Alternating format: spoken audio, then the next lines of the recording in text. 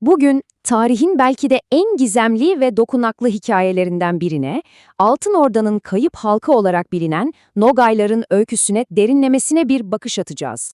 Her şey aslında bu basit gibi görünen ama cevabı oldukça karmaşık olan soruyla başlıyor. Bir zamanlar dünyanın en güçlü devletlerinden biri olan Altın Orda'nın merkezi toprakları iki büyük felaketten sonra adeta hayalet bir diyara döndü. Peki o topraklarda yaşayan onca insana, o koca halka ne oldu? İşte bu anlatıda bu gizemin peşine düşeceğiz. Peki bu yolculukta bizi neler bekliyor? Şöyle bir bakalım. Önce Orda'nın kaybolan halkının sırrını çözmeye çalışacağız. Sonra sahneye Nogaylar çıkacak, onların yükselişini göreceğiz. Ardından Kırım Hanlığı'na nasıl davet edildiklerini, bu buluşmanın nasıl yepyeni bir halk yarattığını ve ne yazık ki onları bekleyen büyük trajediyi ve günümüze bıraktıkları mirası inceleyeceğiz. Hazırsanız başlayalım. İlk durağımız bir zamanlar cıvıl cıvıl olan ama sonrasında derin bir sessizliğe bürünen Altın Orda'nın kalbi, o boşalmış topraklar. Bakın, bu zaman çizelgesi aslında yaşanan felaketin boyutunu çok net özetliyor. Önce 1346'da kara veba vurdu, nüfusun belki de yarısını yok etti. Sanki bu yetmezmiş gibi yaklaşık 50 yıl sonra da Timur'un orduları bölgeyi altüst etti, merkezi gücü tamamen parçaladı. Sonuç mu?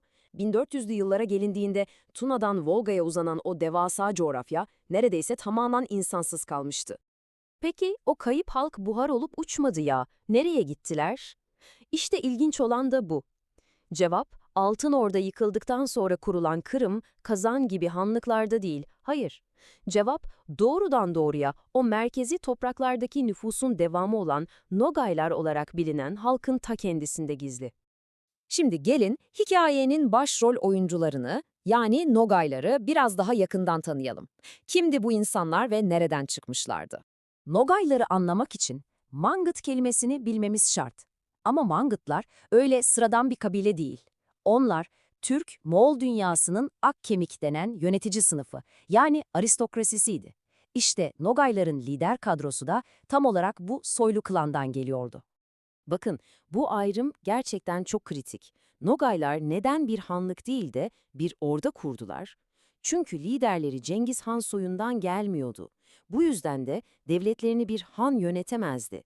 Onları Murza ya da Emir ünvanlı liderler yönetiyordu ve bu siyasi yapıya da orda deniyordu. Bu durum onların aslında ne kadar özgün ve farklı bir konumda olduğunu gösteriyor. Ve şimdi Nogayların kaderini Kırım'a bağlayan o büyük dönüm noktasına geliyoruz. Bu basit bir göç hikayesi değil, çok daha fazlası. Tam anlamıyla stratejik bir satranç hamlesi. Yıl 1532. Kırım Hanı 1. Sahip Geray çok ama çok önemli bir hamle yapıyor.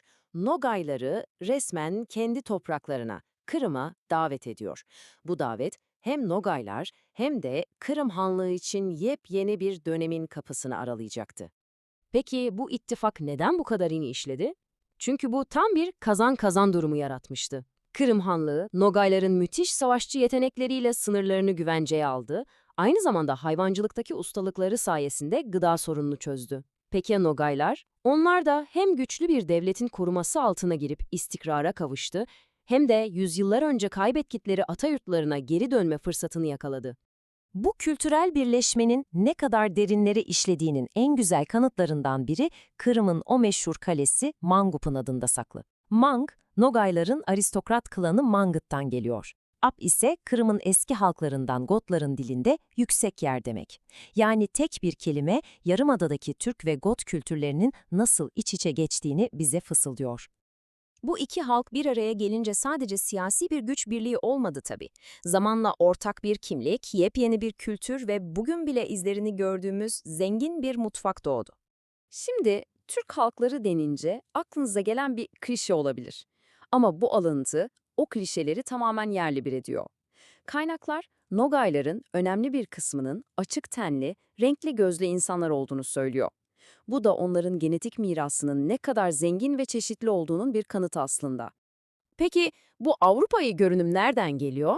Cevap, Nogayların ataları arasında çok önemli bir yer tutan Kuman Kıpçaklarda saklı. Hatta Rus kroniklerinde onlara Polovets denmesi boşuna değil. Bu kelime saman rengi demek. Yani bu halkın sarışın ve açık tenli olduğuna dair tarihi bir ipucu veriyor bize.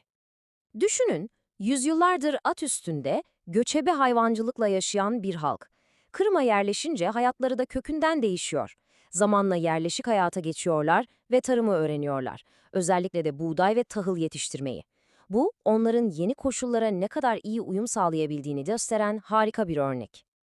Ve bu tarihi değişimin etkilerini, biliyor musunuz? Bugün bile Kırım Tatar mutfağının tam kalbinde görebiliriz.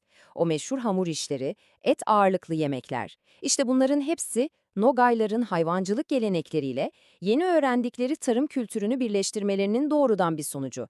Günümüze kadar ulaşan capcanlı bir miras. Buraya kadar bir halkın yeniden doğuşunu, kök salışını izledik.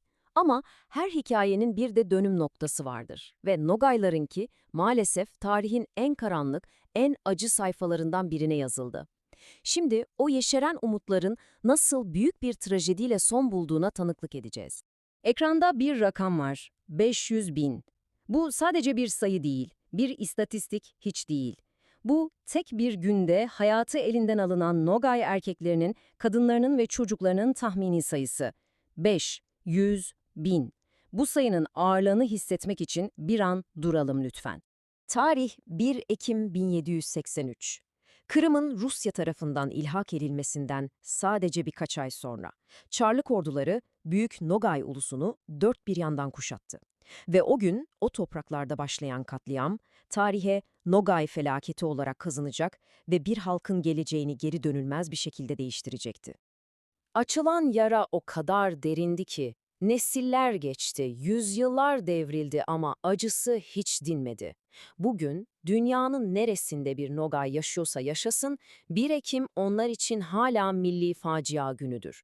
Çünkü bazı trajediler tarihe değil, bir halkın ruhuna yazılır ve asla unutulmaz. Peki o büyük Kırım'dan geriye ne kaldı? Aslında parçalanmış bir miras. Bugün Nogaylar bir yanda Kuzey Kafkasya'da kendi kimlikleriyle varlıklarını sürdüren ayrı bir halk, diğer yanda ise modern Kırım Tatar ulusunun ayrılmaz bir parçası. Onun kurucu unsurlarından biri. Hatta Kırım'ın bozkırlarında yaşayan Tatarlara bugün bile halk arasında Nogay denmesi bu kopmaz bağın en canlı kanıtı. Ama en büyük trajedi de bu zaten. Tam tek bir millet olma yolunda ilerlerken kaderlerinin şiddetle ikiye bölünmesi. Nogayların hikayesi, tarihin hem nasıl birleştirici hem de nasıl acımasızca parçalayıcı olabileceğinin en sarsıcı örneklerinden biri. Tarihin bir araya getirdiği bir halk, yine tarih tarafından paramparça edildi. Onların mirası, hayatta kalma ve uyum sağlama gücünün yanı sıra asla tam olarak iyileşmeyen bir yaranın da adıdır. Ve bu, bizi şu son soruyla baş başa bırakıyor. Kökleri bu kadar derin, trajedisi bu kadar büyük olan bir halkın gerçek mirası ne olabilir?